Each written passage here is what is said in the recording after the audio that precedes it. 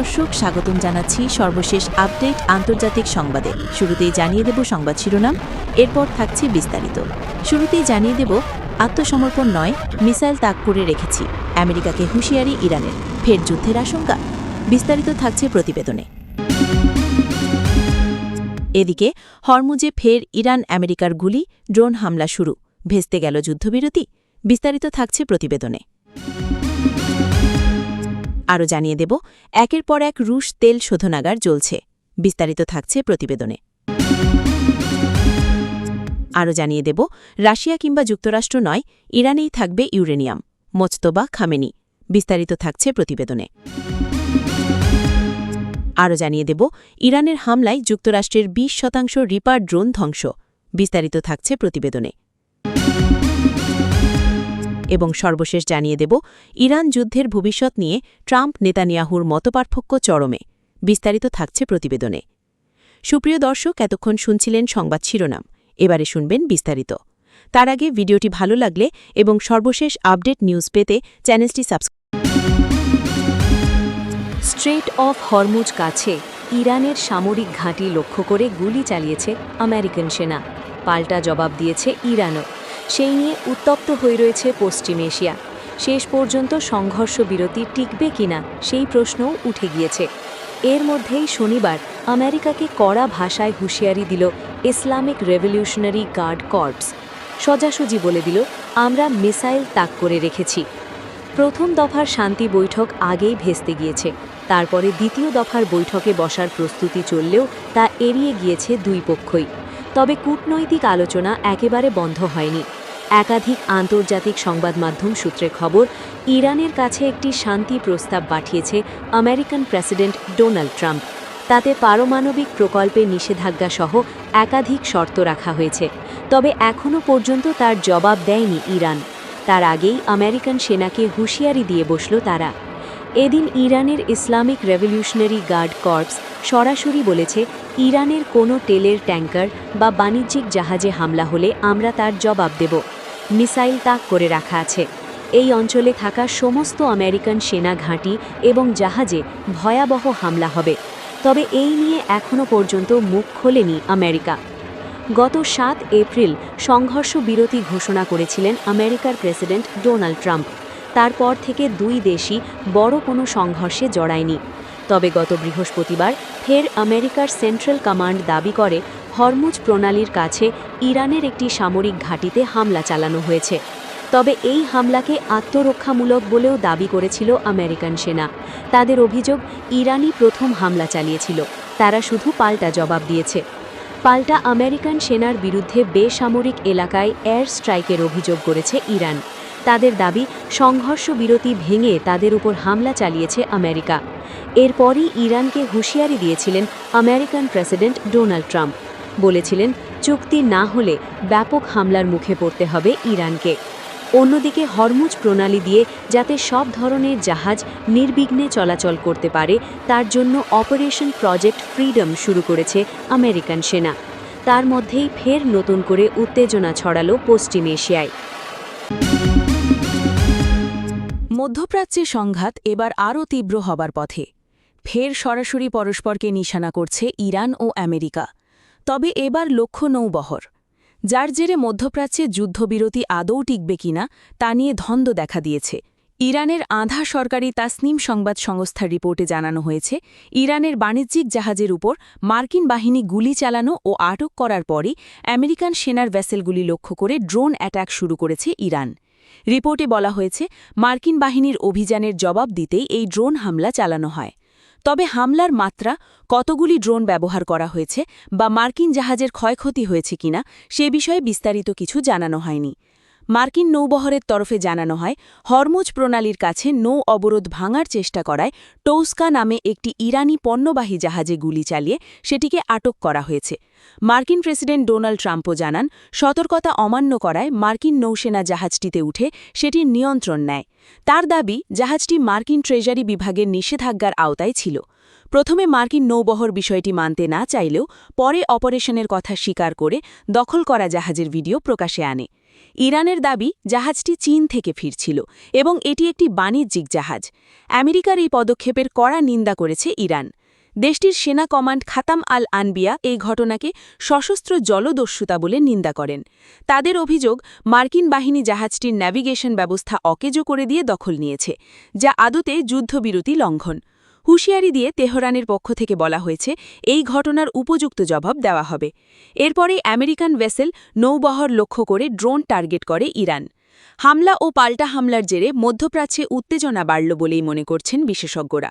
কারণ ইতিমধ্যেই ইরানের তরফে জানিয়ে দেওয়া হয়েছে তারা ইসলামাবাদে আমেরিকার সঙ্গে দ্বিতীয় দফার বৈঠকে বসছে না। আর এরপরেই ঘোরালো হয়ে উঠেছে মধ্যপ্রাচ্যের পরিস্থিতি।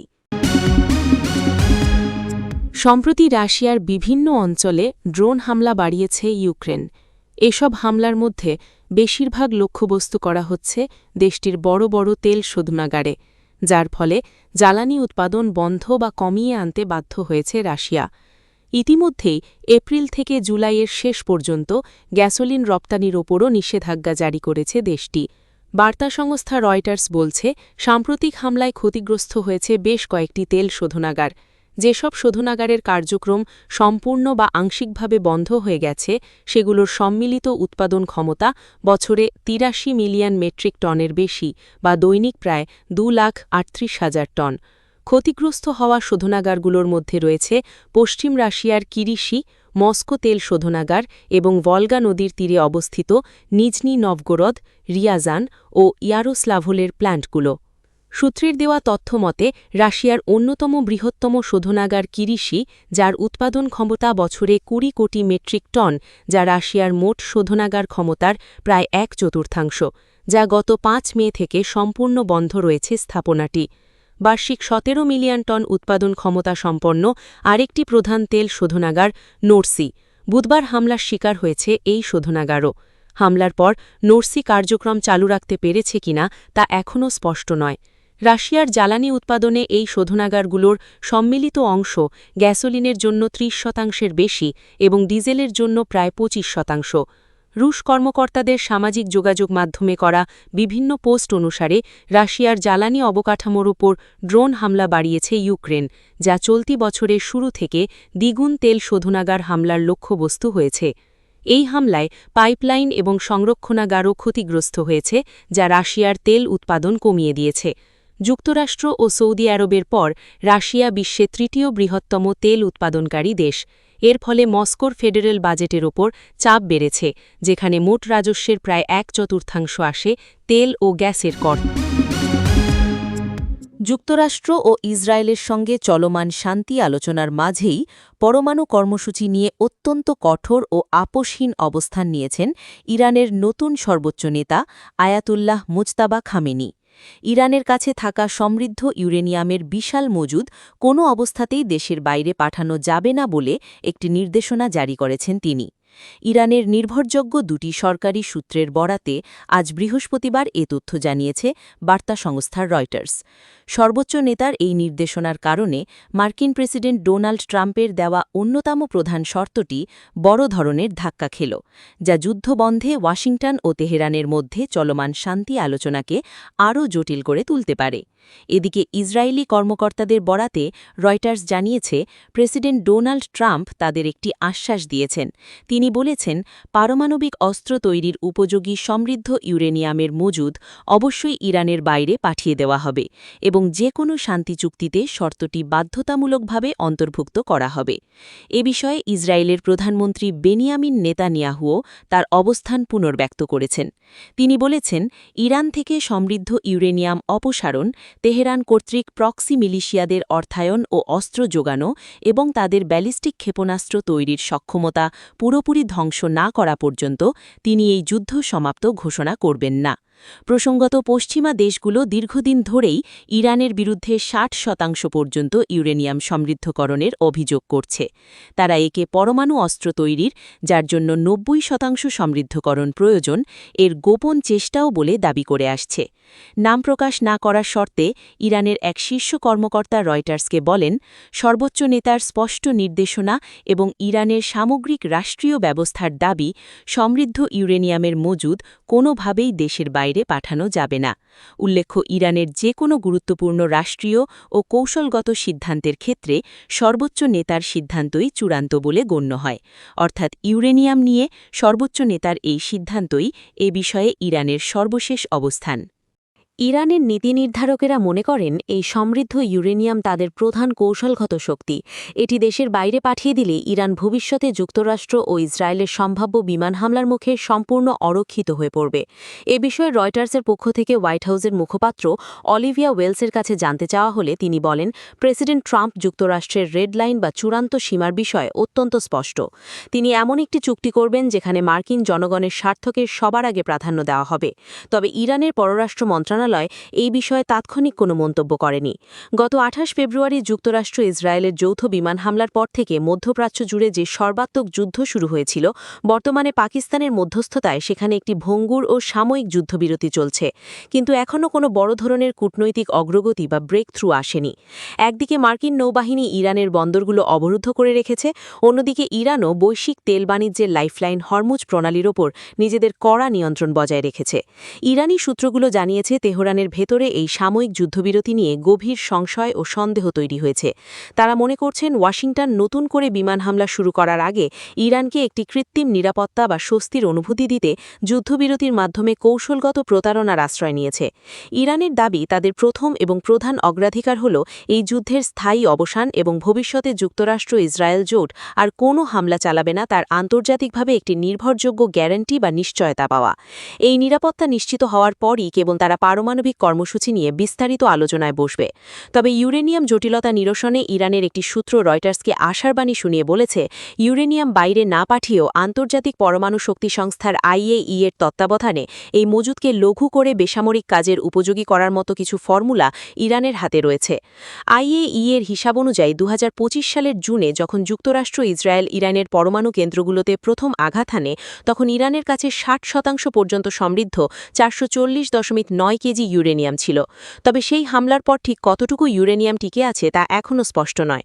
গত মার্চ মাসে IAEA প্রধান রাফায়েল গ্রোসি জানিয়েছিলেন, ইরানের অবশিষ্ট ইউরেনিয়ামের সিংহভাগ প্রায় ২০০ কেজির বেশি ইস্পাহানের একটি সুরক্ষিত ভূগর্ভস্থ টানেলে এবং বাকি অংশ নাতাঞ্জ পরমাণু কেন্দ্রে সংরক্ষিত রয়েছে।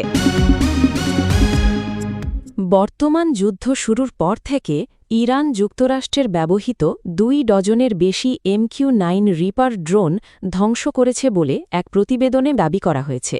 ব্লুমবার্গ নিউজের প্রতিবেদনে নাম প্রকাশে অনিচ্ছুক সূত্রের বরাতে বলা হয়, এসব ক্ষতির আর্থিক পরিমাণ প্রায় $1 বিলিয়ন, যা যুদ্ধের আগে পেন্টাগনের মোট রিপার ড্রোন বহরের প্রায় ২০%। প্রতিবেদনে আরও বলা হয়, অনেক ড্রোন ইরানের আকাশ প্রতিরক্ষা ব্যবস্থার হামলায় আকাশেই ভূপাতিত হয়েছে। এছাড়া কিছু ড্রোন যুক্তরাষ্ট্রের সামরিক স্থাপনায় ক্ষেপণাস্ত্র হামলায় মাটিতেই ধ্বংস হয় এবং কিছু অভিযান পরিচালনার সময় দুর্ঘটনায় হারিয়ে যায়। ব্লুমবার্গকে সরাসরি তথ্য জানা এক ব্যক্তি জানান, যুদ্ধ চলাকালে যুক্তরাষ্ট্রের অন্তত ৪২টি সামরিক উড়োজাহাজ ক্ষতিগ্রস্ত বা ধ্বংস হয়েছে। মার্কিন কংগ্রেসের প্রতিবেদনের উদ্ধৃতি দিয়ে বলা হয়, যুদ্ধে যুক্তরাষ্ট্রের মোট সামরিক সরঞ্জাম ক্ষতির পরিমাণ প্রায় $2.6 বিলিয়ন পৌঁছেছে। ইরানকে ঘিরে চলমান যুদ্ধ পরিস্থিতির ভবিষ্যৎ কৌশল নিয়ে যুক্তরাষ্ট্রের প্রেসিডেন্ট ডোনাল্ড ট্রাম্প ও ইসরায়েলের প্রধানমন্ত্রী বেনিয়ামিন নেতানিয়াহুর মধ্যে তীব্র মতপার্থক্য দেখা দিয়েছে। মঙ্গলবার দুই নেতার মধ্যে হওয়া এক চরম উত্তপ্ত ফোনালাপে সেই ভিন্ন অবস্থান স্পষ্ট হয়ে ওঠে বলে জানিয়েছে মার্কিন সংবাদমাধ্যম CNN। একজন মার্কিন কর্মকর্তার বরাতে প্রতিবেদনে বলা হয়, সাম্প্রতিক দিনগুলোতে এটি ছিল ট্রাম্প ও নেতানিয়াহুর একাধিক আলোচনার অংশ। রোববারের এক ফোনালাপে ট্রাম্প ইঙ্গিত দিয়েছিলেন, সপ্তাহের শুরুতেই ইরানের বিরুদ্ধে নতুন লক্ষ্যভিত্তিক হামলা চালানোর পরিকল্পনা রয়েছে। ওই অভিযানের সম্ভাব্য নামও ঠিক করা হয়েছিল অপারেশন স্লেজ হ্যামার। তবে প্রথম আলোচনার প্রায় ২৪ ঘণ্টা পরই ট্রাম্প ঘোষণা দেন, মঙ্গলবারের জন্য পরিকল্পিত হামলা স্থগিত করা হচ্ছে। তিনি জানান, পারস্য উপসাগরীয় মিত্রদেশ কাতার, সৌদি আরব ও সংযুক্ত আরব আমিরাতের অনুরোধে এই সিদ্ধান্ত নেওয়া হয়েছে। মার্কিন কর্মকর্তা ও সংশ্লিষ্ট সূত্রের তথ্য অনুযায়ী ওই ৩ উপসাগরীয় দেশ হোয়াইট হাউস ও পাকিস্তানি মধ্যস্থতাকারীদের সঙ্গে ঘনিষ্ঠ যোগাযোগ রেখে নতুন কূটনৈতিক আলোচনার একটি কাঠামো তৈরির চেষ্টা চালিয়ে যাচ্ছে। বুধবার সাংবাদিকদের সঙ্গে আলাপকালে ট্রাম্প বলেন, আমরা ইরান ইস্যুর শেষ পর্যায়ে রয়েছি, কি হয় সেটি দেখা যাবে। তিনি আরও বলেন, হয় একটি চুক্তি হবে, না হলে আমরা কিছু কঠোর পদক্ষেপ নেব, তবে আশা করি সেটি করতে হবে না। অন্যদিকে চলমান আলোচনা প্রক্রিয়ায় অসন্তুষ্ট ইসরায়েলের প্রধানমন্ত্রী নেতানিয়াহু বরাবরই তেহরানের বিরুদ্ধে আরও কঠোর সামরিক পদক্ষেপের পক্ষে অবস্থান নিয়েছেন। ট্রাম্প প্রশাসনের কর্মকর্তা ও ইসরায়েলি সূত্রের দাবি, নেতানিয়াহুর মতে হামলা বিলম্বিত হলে তা কেবল ইরানের পক্ষেই সুবিধা তৈরি করবে। মঙ্গলবারের ফোনালাপে নেতানিয়াহু ট্রাম্পকে স্পষ্টভাবে জানান, হামলা স্থগিতের সিদ্ধান্ত ভুল হয়েছে এবং পরিকল্পনা অনুযায়ী সামরিক অভিযান চালিয়ে যাওয়া উচিত ছিল। একটি ইসরায়েলি সূত্র জানিয়েছে, নেতানিয়াহু এখনও সন্দিহান যে কূটনৈতিক আলোচনার মাধ্যমে কোনো সমঝোতা সম্ভব হবে। বিশেষ করে ইরান এখনও পর্যন্ত তাদের সমৃদ্ধ ইউরেনিয়াম মজুদ ত্যাগে রাজি হয়নি, যা যুক্তরাষ্ট্রের জন্য অন্যতম বড় শর্ত হিসেবে বিবেচিত হচ্ছে। প্রায় 1 ঘণ্টাব্যাপী ওই ফোনালাপে নেতানিয়াহু সামরিক অভিযান পুনরায় শুরু করার আহ্বান জানান। তবে ট্রাম্প যেখানে সম্ভাব্য চুক্তির পথ খোলা রাখতে চান, এদিকে বার্তা সংস্থা রয়টার্স 2 জ্যেষ্ঠ ইরানি সূত্রের বরাতে জানিয়েছে, ইরানের সর্বোচ্চ নেতা মোজটোবা খামেনি নির্দেশ দিয়েছেন, দেশটির অস্ত্রমানের কাছাকাছি সমৃদ্ধ ইউরেনিয়ামের মজুদ বিদেশে পাঠানো যাবে না।